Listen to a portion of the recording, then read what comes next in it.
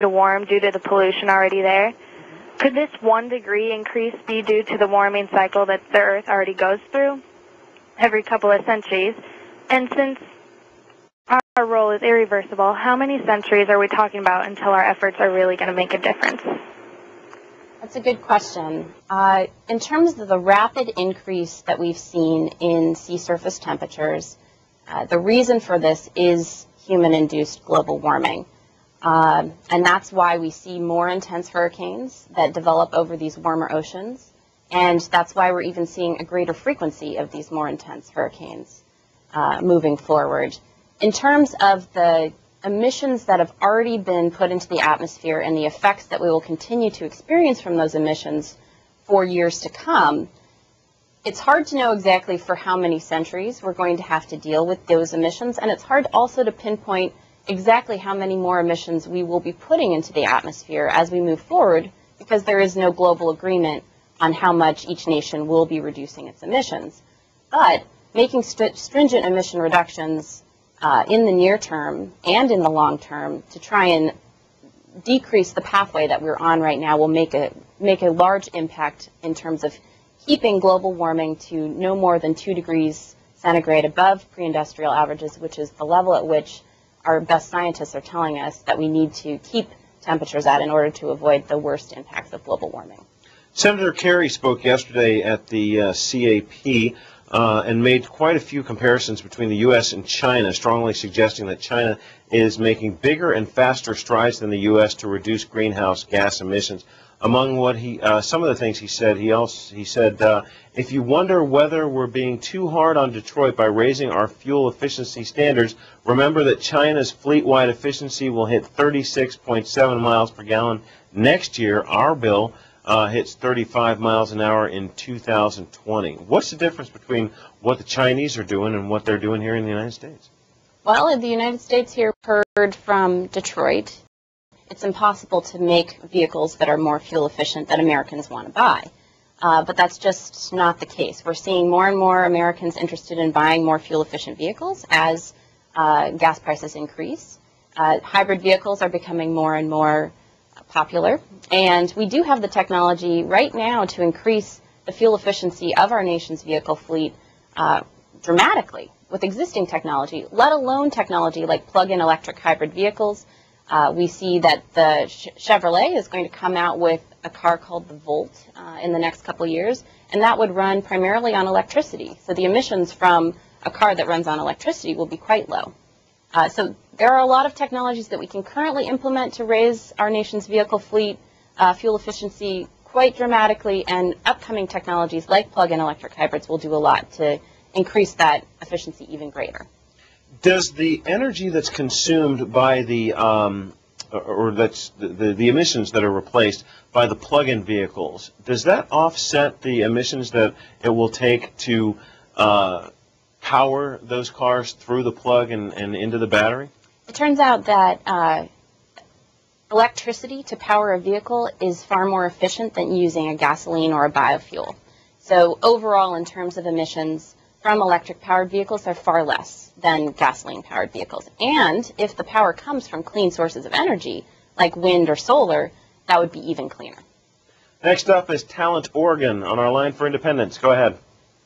Yes, thank you very much. I just want to thank Kim Batten for her thoughtful answers this morning. My question is, could you please explain to us what the consensus process is and what you think the difficulties the United States has with participating in the consensus process with other nations? And also, I just wanted to mention that a couple of years ago I had a 1994 Ford Escort wagon, and I put high-octane fuel in it, and it got 40 miles to the gallon on the highway and 35 in town. That was after I replaced the timing belt at 100,000 miles. So I think we are and we can be doing better. Thank you very much. Kit Batten. Well, in terms of consensus building at international negotiations like the Bali meeting, the United States came into that meeting with its Bush administration stance that the U.S. only wants to commit to voluntary emission reductions, when the rest of the world, save potentially Canada and Japan and a few other countries, were looking for binding emission reductions from developed nations such as the U.S. So there was a strategic difference from the beginning in terms of what these countries were looking for. So the language that was eventually agreed upon is kind of a hybrid approach that opens the door for negotiating forward for binding emission reductions, but doesn't necessarily promise the types of reductions that the European Union and developing nations were looking for from the United States. You brought with you a copy of a report put out by Center for American Progress called Capturing the Energy Opportunity, Creating a Low-Carbon Economy. Give us some of the highlights of this report. This report is CAP's plan, the Center for American Progress's plan, that we recommend for the next administration to adopt in terms of transforming our economy from a high-carbon model to a low-carbon model. The basic premise of the recommendations in this report are to cap our emissions, establish a cap-and-trade system under which we would have 100% auction of carbon credits, and also do away with the amount of subsidies for oil and gas companies to fund all of the policies that are recommended in this report, including improving vehicle fuel efficiency, increasing the amount of low-carbon alternative fuels that are available, revolutionizing the way we do mass transit and city planning in this country, revolutionizing the way in which we produce and consume electricity, having more renewables, updating our electricity grid, making sure that incentives are in place for utilities to increase the efficiency of their operations, improve the efficiency of our appliances, and also just revolutionize the way in which the federal government addresses climate change. Right now, we don't know what the federal government's impact on climate emissions are. We don't do any big assessment of the federal government's activities in terms of our emissions. We should be using the federal government's purchasing power to spur the most low-carbon technologies moving forward. So those are just a few of the recommendations in the report. Kit Batten, as we mentioned, is the policy director for the Center, Energy and Environmental Policy Director, rather, for the Center for American Progress. And our next call comes from Eau Claire, Wisconsin, on our line for Republicans. Yeah, and I have just a couple of quick questions here. What is our starting point? Now, we've only got records for 100 years or 150 years. What's our starting point of the temperature here in Eau Claire, Wisconsin, 5,000 years ago? So I know if of overall average, if it's a couple of degrees warmer now, maybe we got global warming. And then one more thing, if we have cleaner air, less toxins in the air and everything, which I'm all in favor of, to have a healthy Earth, the sun gets a chance to beat on the Earth better. The sun is what warms up. There's where the heat's coming from for global warming. In other words, we're messing with Mother Nature. Mother Nature is going to dictate. This Earth is what, 10 million years old? And we got records for only 100 years, and all of a sudden now we're saying there's global warming. What's the starting point? Thanks, CSPAN.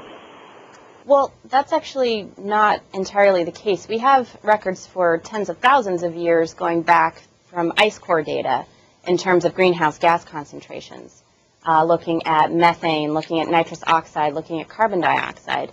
And it's only since the Industrial Revolution that we've seen vast increases in terms of these greenhouse gases in our atmosphere.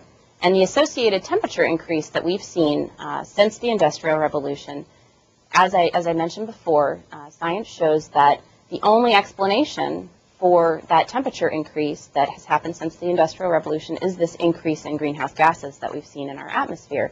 Yes, the world over many millions of years has experienced fluctuations in temperature and will continue to do so.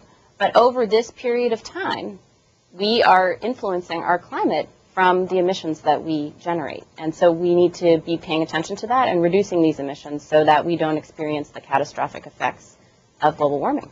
Our next call comes from a student aboard the CSPAN Campaign 2008 bus at Burke High School in Omaha, Nebraska. The call-in for today was arranged by Burke High School teacher Charles Peterson, and the visit is in partnership with Cox Communication. Student, go ahead.